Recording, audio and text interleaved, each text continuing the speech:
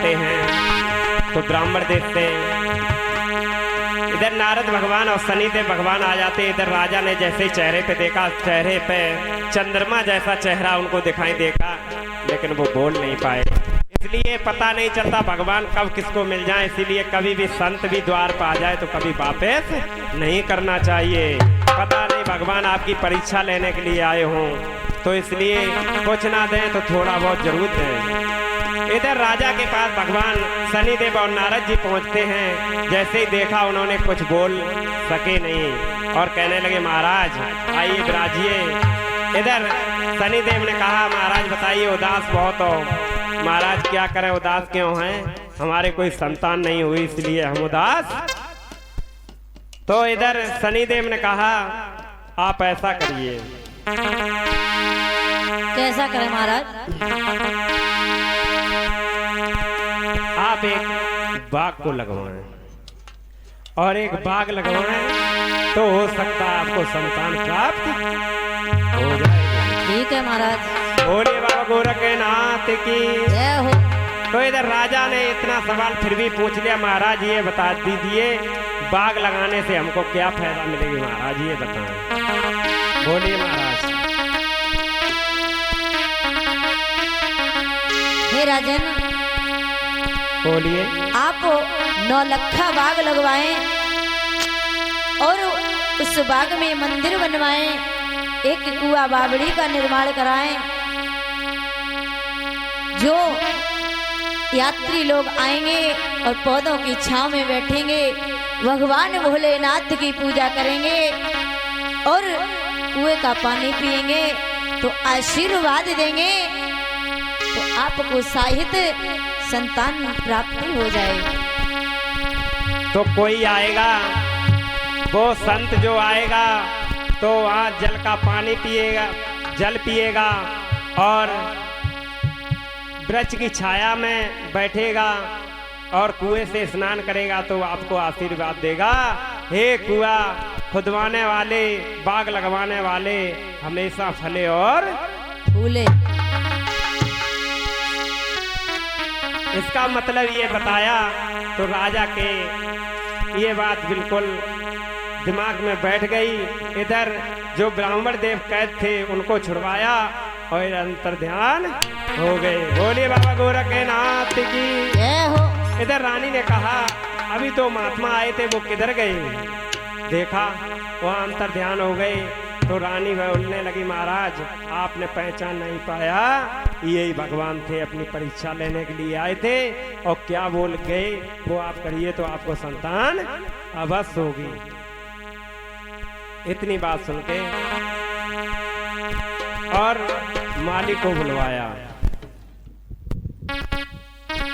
उसी समय राजा जेवर सिंह ने माली को बुलाया है और कहा, भैया हे माली, धूप न डालो, आप जाओ 9 लख पौधा लेकर के आओ और एक बाग का निर्माण करो। उसी समय वो माली 9 लख पौधों को लेकर के आता है और किस तरीके से लगाता है भैया? ये चुन चुन के बाग लगाए रहो रे, देखो माली मालिन। चुन चुन के पेड़ लगाए हो रे, देखो माली मालिन। ये चुन चुन के बाग लगाए रहे रे, देखो माली मालिन।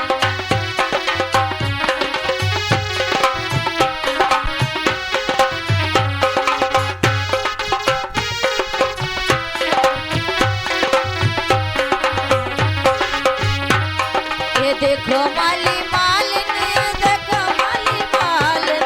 देखो माली मालिन, देखो माली मालिन। ये चुन चुन के, ओहो चुन चुन के बाग लगाए रहे रे, देखो माली मालिन। चुन चुन के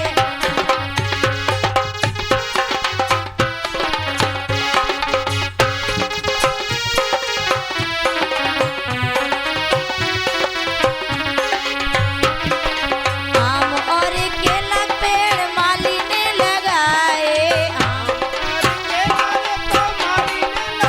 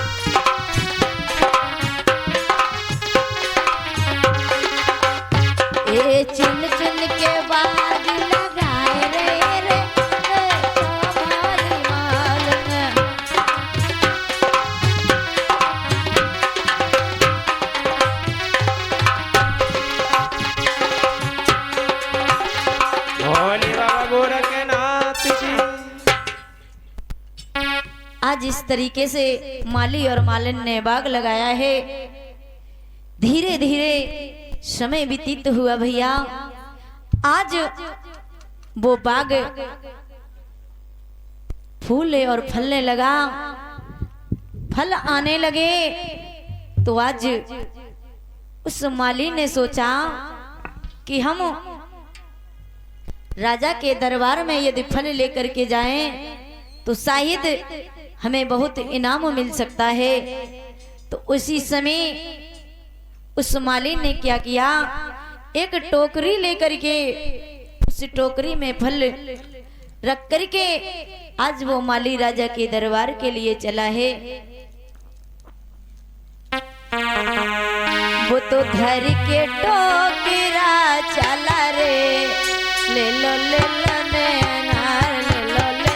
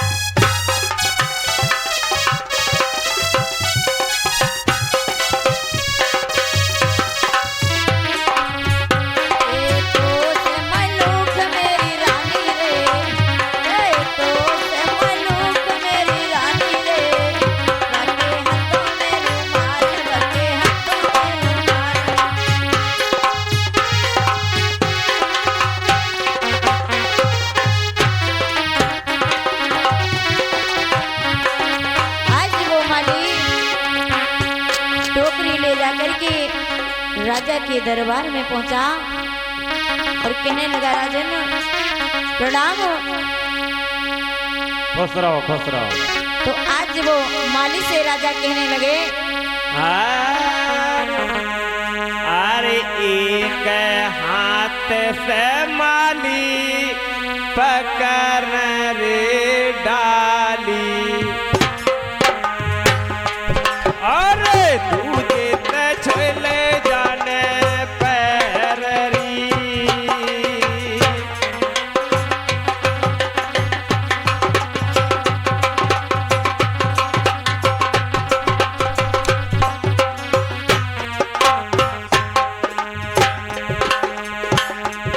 अरे एक हाथ से माली पकड़त डाली,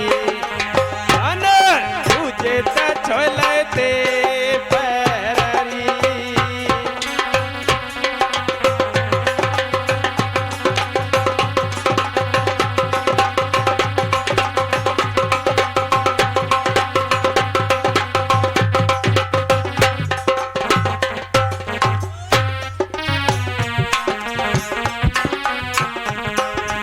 एक हाथ से डाली सर पे रखे, दूजे से पैर छू लिए।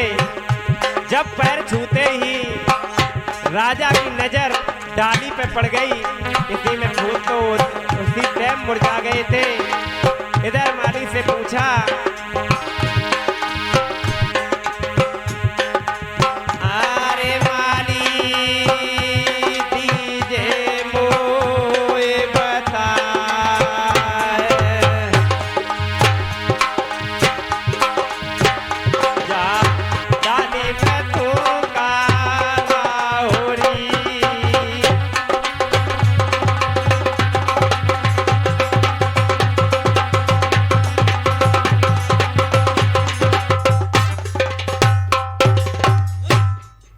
इधर एक हाथ से डाली पकड़े था, दूसरे से पैर छुए। इतने में नजर राजा की डाली पे चली गई। इधर जैसे ही डाली पे देखा फूल और फल थे, तो फूल फल मुरझा गए। इधर राजा ने पूछा, माली बताइए इसमें क्या लेके आए हो? माली क्या लेके आए इसमें? फूल और फल लेकर के आए हैं महाराज। फूल और फल? तो ये कहाँ के हैं फूल फल? आपके बाग के हैं महाराज। मुझे पता भी नहीं चला, हमारे बाग में फूल फल आने लगे। हाँ महाराज। तो ये फूल फल ये बताइए महलों में ले गए थे क्या? अभी नहीं महाराज, पहले यहीं लेके आए? हाँ जी। तो ये फूल फल जैसे ही डाली नीचे रखी, जैसे ही देखा तो वो फूल फूल मुरझा गए। राजा समझ गए कि ये हमारे देखते ये फूल और फल मुरझा गए। फिर राजा ने कहा, माली ये बताइए ये फूल फल मुरझा कैसे रहे हैं? तो आज वो माली बात बदल के कहने लगा, बरसों से पानी दे दे कर सींची है डाली डाली है, और जो फूल कमल को मलाए राजा सींच न पाई डाली है।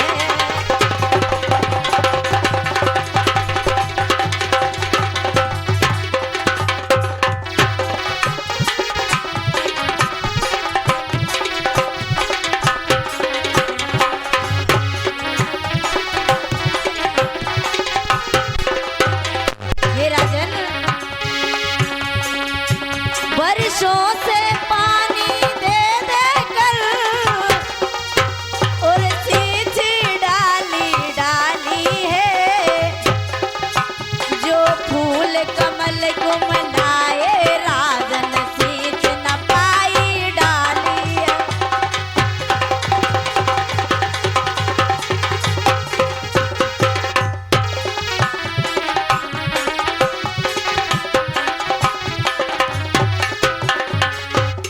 जब माली ने इतनी बात तो राजा से कही, तो राजा तो अपने मन में सोचने लगे कि हमने जब इन पे नजर डाली तभी ये फूल फल मुरझा गए।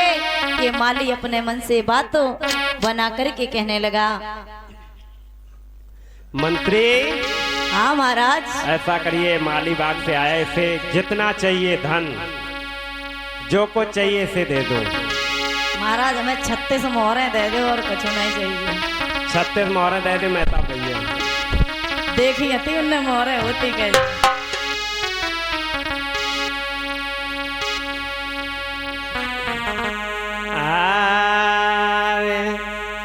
हाथी घोड़ा और मोहरे दे दई, माली की विदा करी है जाए।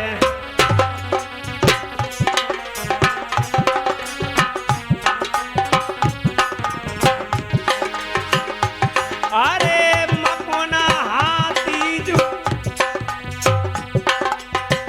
माली को दे दो, माली बाग पहुँच गो जाए। क्या बात है गुरुदेव।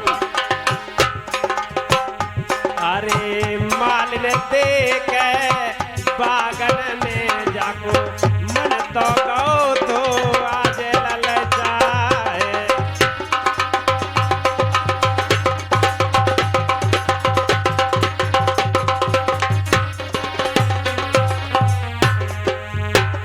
और हाथी घोड़ा आवत देखे माल मन में गई घबराए। हाथी घोड़ा आवत देखे मालन मन में गयो घबराए।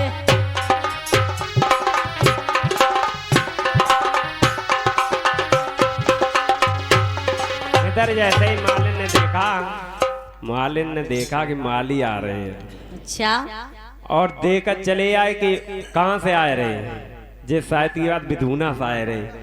पटना गए तो नहीं आए रे? नहीं, पटना तो नहीं है, पटना दूर है। और इधर जैसे ही देखा नजर उठा के तो काफी दौलत हाथी घोड़ा चले आए रहे। माली ने सोचा हमें देखा माली माला माल हुई हो। मालिन गेट पे आई और माली मालिन ने कहा रुक जाओ पहले ये बताओ इसमें हिस्सा माओ है कि नहीं है? नहीं है। काय नहीं है माओ है? काय डाली लेके होंगे राजा के दरबार में, आप तो नहीं हो। ये बात तो नहीं है, विपन बाहर से कमाया तो इनको का हिस्सा नहीं है। जा होता इधर मालिन ने कहा देखिए हमारा जो आप कमाओगे उसमें से आधा हिस्सा हमारा होता है। इधर मालिक कहने लगा तुझे पैसे हम नहीं देंगे, जो हम मोहरे लेके आई ये तेरे इसमें हिस्सा नहीं। ऐसा करिए तू जा और रानी के महल में जाओ और वहां से तुम जो तुमको धन मिले वो लेके आओ, उसमें से हम नहीं लेंगे। तो इधर काफी टाइम से कहते रहे लेकिन उन्होंने रानी जो मालिन थी उसने बात नहीं मानी। उसने कहा आप अगर मेरा आधा हिस्सा नहीं दोगे तो हम शायद बिदूना थाने में रिपोर्ट करेंगे। तो भैया इधर मालिन सोची जाते बढ़िया ऐसो करो आदो जो है दे दो, काय मारे भाजपा की सरकार चल रही है कि धोखे में अगर हुई रिपोर्ट तो तुम समझ लो शायद 6 महीना पहले बाहर नहीं है हो। तो इधर आधा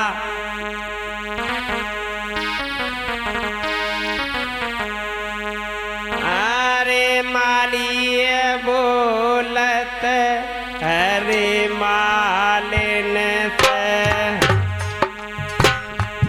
अरे माली बोलो हर मालन से, और मालिन सुन ले बात हमारी।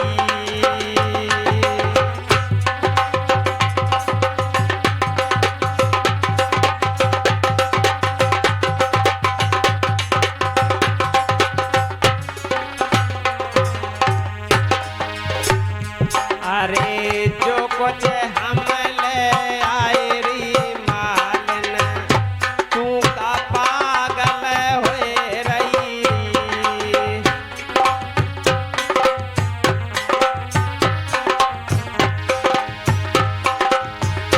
अरे तेरो मेरो जम नहीं कछु है, सबरो तेरो है बैरी।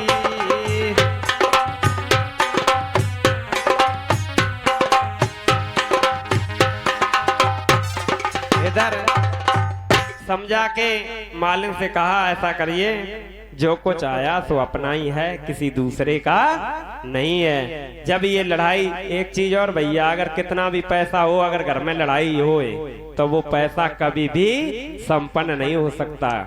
आदमी चाहे कितना भी कमाए 1 लाख रुपए अगर महीना मिलते हो तो फिर भी वो हमेशा दुखी रहेगा, क्योंकि घर में जो कलेश रहेगा तो हमेशा दुखी रहेगा।